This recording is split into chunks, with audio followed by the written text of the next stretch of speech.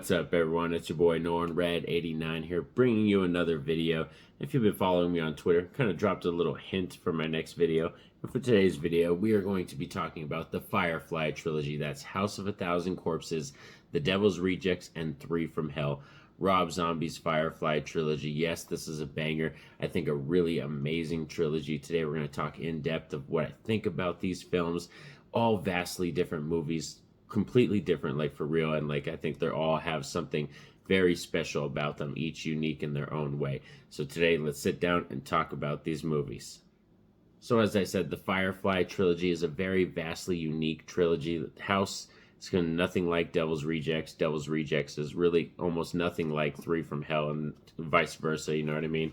But I think all of them have their own cool, unique things about them to love. And House, starting off with that one, I think the reason that's probably the most liked one, I think, and amongst the horror community, I would say like 80% of people, that's probably their most favorite one, is House of a Thousand Corpses. And that's because I think it's the most vibrant. It carries on the most vibe and ambiance about it. It's got a lot of these blue hues going on, these crazy characters, and this first introduction to the world, and it has a very raw feel to it, and still has a kind of a music video feel to it. You can kind of feel how Rob Zombie is pulling from that music video realm that he knows of so much and putting it into his movies. And this is like his first theatrical released film. We have a young Dwight in this movie, shout out to The Office, and also Chris Hardwick in this movie. So there's some really cool young actors in their time in this movie.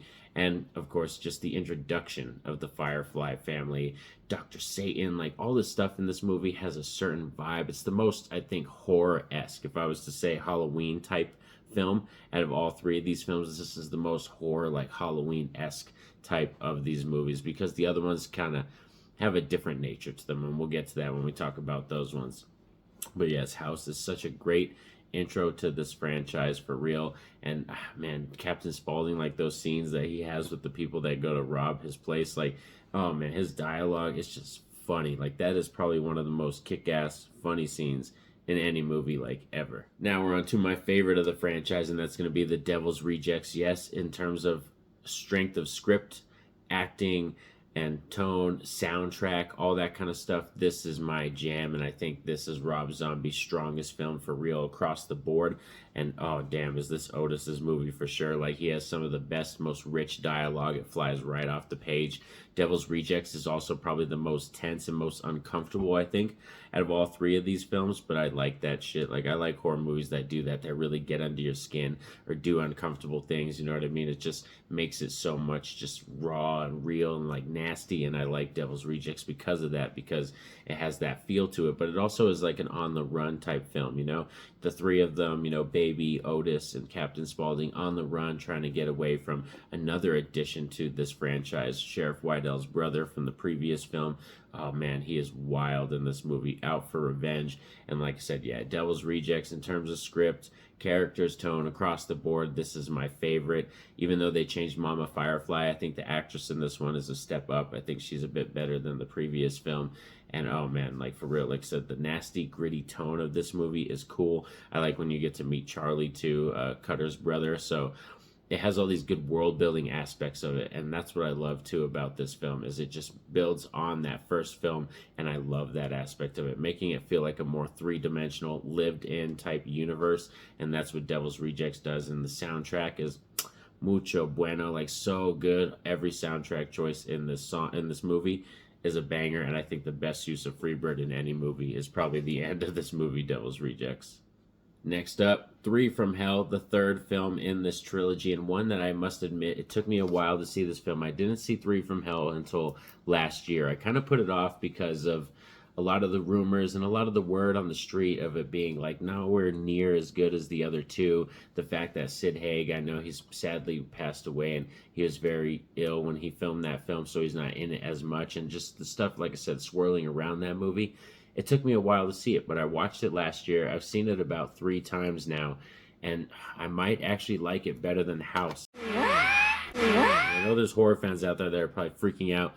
It's like, oh, it's blasphemy. How could you say that? What the fuck was wrong with you, Norn Red? Like, but I really do like the vibe in Three from Hell. I think the addition of Richard Brake to the trio was fabulous. He's such a great character. He bounces off of Otis and Baby so well in terms of chemistry. And I just like the vibe of this movie. The fact that we get kind of like a jail, kind of Shawshank baby type film, you know, where she's locked up, but then Otis gets broken out of prison, and him and the other brother, you know, Midnight Wolf, have to discover how to, like, they're gonna break her out, and they go to that dude's house, the warden, and kind of have this cool little moment with them. This really tense scene with the warden, his friend, and the two wives. Like, oh man, this film has some crazy stuff going on to it, but it also feels like two different movies, because when we get to Mexico, it feels like a completely different movie. It almost turns into like a Robert Rodriguez action type film.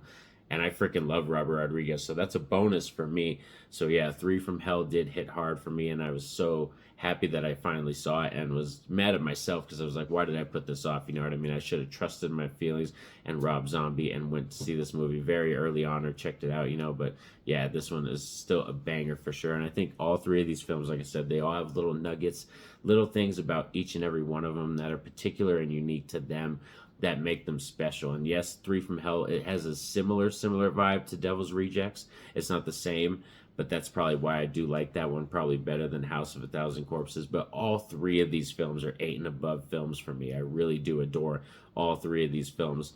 And like I said, oh man, I can't wait to see what Rob Zombie's going to do with the monsters, because that's his next project. He's going to be tackling the monsters, you know, and actually doing a live action feature film for that. So I'm really excited for that, because I trust him so much. Like, there's only been maybe one dud out of all the movies that he's done, and I love all of Rob Zombie's films pretty much. Like, maybe one or two, that's it.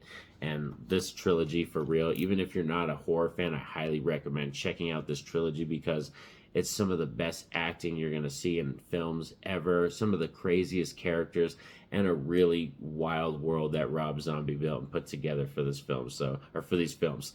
Thanks for sticking around with me all for this chat of the Firefly trilogy. What did you all think of these films? Do you love these films?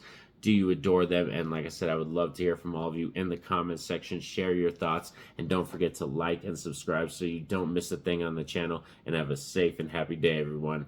Peace out.